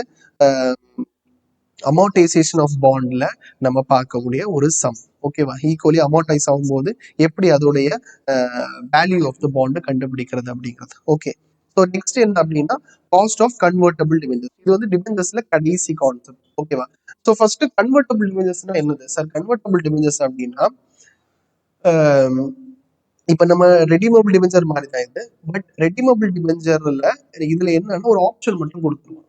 At the end of 5th year, அதாவது எண்ட் ஆஃப் ரீபேமெண்ட் பீரியட், நீங்க வந்து இதை எய்தர் கேஷா வாங்கலாம், இல்ல வந்து ஒரு ஈக்குவல் நம்பர் ஆஃப் ஷேர்ஸா வாங்கலாம் அப்படின்னு நமக்கு என்ன ஒரு ஆப்ஷன் கொடுப்பான் at end of the repayment period. ஓகேவா? So debentures can be converted either into cash or into number of shares at the end of the maturity period. அதுதான் என்னது? Convertible bonds. ஓகேவா? ஸோ கன்வெர்ட்டபிள் பாண்ட்ஸ் என்னது? Repayment பீரியட்ல உனக்கு ஒரு option இருக்குது. Either நீ அதை கேஷா வாங்கிக்கலாம், இல்லது equal number of equity shares, இல்ல ஏதோ ஒரு ஷேர்ஸா வாங்கிக்கலாம். அந்த ஆப்ஷன் கொடுக்கக்கூடிய டிபெஞ்சருக்கு பேர் தான் என்னது? Convertible debentures. ஓகேவா? ஸோ கன்வெர்ட்டபிள் டிபெஞ்சர்ஸ் எப்படி சார் அதோட காஸ்ட் கண்டுபிடிக்கிறது? சேம் தான். பட் ஒரே ஒரு கான்செப்ட் மட்டும் அதுல டிஃபர் ஆகும். Redemption value. அது என்ன சார் அப்படின்னா இதுல வந்து ரிடம்ஷன் வேல்யூ கால்குலேட் பண்றது தான் ஒரு சின்ன வித்தியாசம் மற்றது கம்பேர் பண்ணும்போது. Okay, so debenture holders will choose the option which has higher value as redemption value. ஓகேவா? அதுதான் இதுல உள்ள பாயிண்ட். அதாவது ரீபேமெண்ட் பீரியட்ல கேஷோட வேல்யூ ஜாஸ்தியா இருக்கா, இல்ல ஷேர்ஸோட வேல்யூ ஜாஸ்தியா இருக்கா?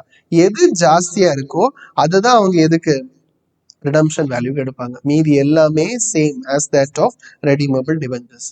ஓகேவா? இதுக்கு ஒரு காஸ்ட் கண்டுபிடிக்கக்கூடிய ஃபார்முலா என்ன அப்படின்னா பிரேம் லிமிடெட் ஒரு கம்பெனி 10,000 15% டிபெஞ்சர்ஸ் ரூபாய் 100 இஷ்யூ பண்றாங்க. Face value, interest rate, number of debentures, period, time period. Okay, at the maturity option is given. என்ன அப்படின்னா எய்தர் நீங்க கேஷா வாங்கிக்கலாம், இல்ல என்னது equal number of shares. Equal நம்பர்னா ஒரு டிபென்சருக்கு 10 ஷேர்ஸ் வாங்கலாம் அப்படின்னு அவங்க ஆப்ஷன் கொடுத்துருக்கான். ஓகேவா, ஒரு டிபென்சருக்கு 10 ஷேர்ஸ் வாங்கிக்கலாம். ஓகே சார், அப்போ இன்னைக்கு மார்க்கெட் வேல்யூ ஆஃப் ஷேர்ஸ் வந்து 12 ரூபாய். Company is expected to grow 5% return, 5%க்கு க்ரோ ஆயிட்டு இருப்பான்னு எக்ஸ்பெக்ட் பண்றோம். வந்து 35% டாக்ஸ் லேபில் இருக்கான். இப்போ நம்ம என்ன கண்டுபிடிக்கிறோம், cost of the convertible debentures கண்டுபிடிக்கிறோம். ஓகேவா, ஸோ அது எப்படி சார் கண்டுபிடிக்கிறது? சேம் இப்போ ரெடிமபிள் டிபெஞ்சர்ஸ் மாதிரி தான் approximation formula. Interest into 1 - t, redemption value minus net profit divide by n whole divided by இது. ஓகேவா, இதுல எல்லா வேல்யூவும் இருக்குது எக்ஸப்ட் எது, இந்த ரிடம்ஷன் வேல்யூ. இந்த ரிடம்ஷன் வேல்யூ எப்படி கண்டுபிடிக்கிறது? இந்த ரெண்டு ஆப்ஷன்ல எது ஜாஸ்தியா இருக்கு அது எப்படி கண்டுபிடிக்கிறது? இப்போ கேஷ்னா என்னது, நமக்கு ரிடம்ஷன் வேல்யூ இந்த ஃபேஸ் வேல்யூ தான் இல்லையா? அப்ப அதுல என்னது 100 பெர் டிபெஞ்சர்ஸ், கரெக்டா? அதுவே ஈக்விட்டி கன்வர்ஷன் என்னது, டெட் ஒரு டெட்டுக்கு 10 ஈக்விட்டி ஷேர்ஸ் கிடைக்குது, அதுதான் அதோட ரேஷியோ. ஓகே, ஸோ இப்போ ஈக்விட்டி ஷேர்ஸோட இன்னைக்கு விலை 12 ரூபாய். ஓகே சார், அப்ப 5 வருஷம் தாண்டி அதோட விலையை கண்டுபிடிக்கணும். அப்பதான் அதுக்கு ஈக்குவலான வேல்யூ நமக்கு எடுக்க முடியும். ஸோ இன்னைக்கு 12 ரூபாய், அது 5% க்ரோ ஆகுது அப்படின்னா அதை எப்படி கால்குலேட் பண்றது? சிம்பிளான formula, future value equal to present value into 1 + r⁻n. இதுல ஃபியூச்சர் வேல்யூ தான் நம்ம கண்டுபிடிக்கணும் 5 இயர்ஸ்க்கு அப்புறம்.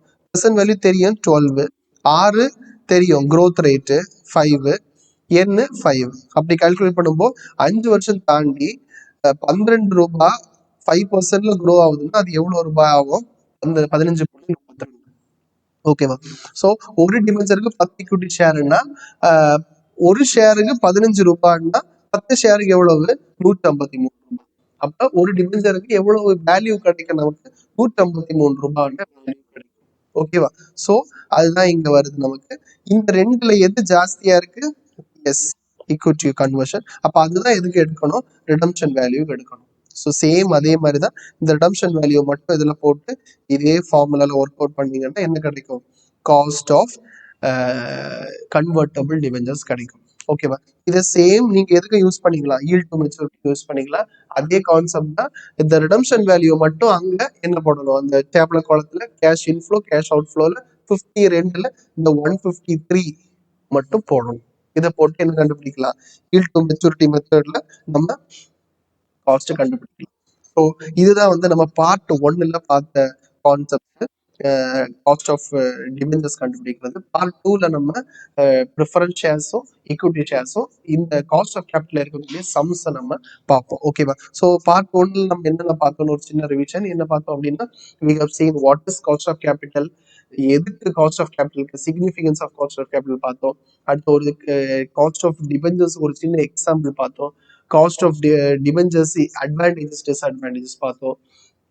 காஸ்ட் ஆஃப் டிபெஞ்சர்ஸ்ல என்ன டைப்ஸ் இருக்கு, டிபெஞ்சர்ஸ்ல என்ன டைப்ஸ் இருக்கு, redeemable debentures, irredeemable debentures, convertible debentures, amortisation of bond, இதெல்லாம் இருக்குது. ஸோ அதுல இர்ரெடிமபிள் டிபெஞ்சர்ஸுக்கு என்ன formula to calculate the cost, redeemable டிபெஞ்சர்ஸுக்கு 2 இருக்குது, approximation method, yield to maturity method. அதுக்கப்புறம் அமார்டைசேஷன் ஆஃப் பாண்டுக்கு எப்படி கால்குலேட் பண்றது, அதுக்கப்புறம் என்ன பார்த்தோம், கன்வெர்டபிள். இந்த இவ்வளவு கான்செப்ட் நம்ம காஸ்ட் ஆஃப் டிபெஞ்சர்ஸ்ல பார்த்தோம். நெக்ஸ்ட் வீடியோஸ்ல நம்ம cost of preference shares, cost of equity shares and இந்த சாப்டர்ல வரக்கூடிய சம்ஸ் நம்ம டிஸ்கஸ் பண்ணலாம். Thank you so much students.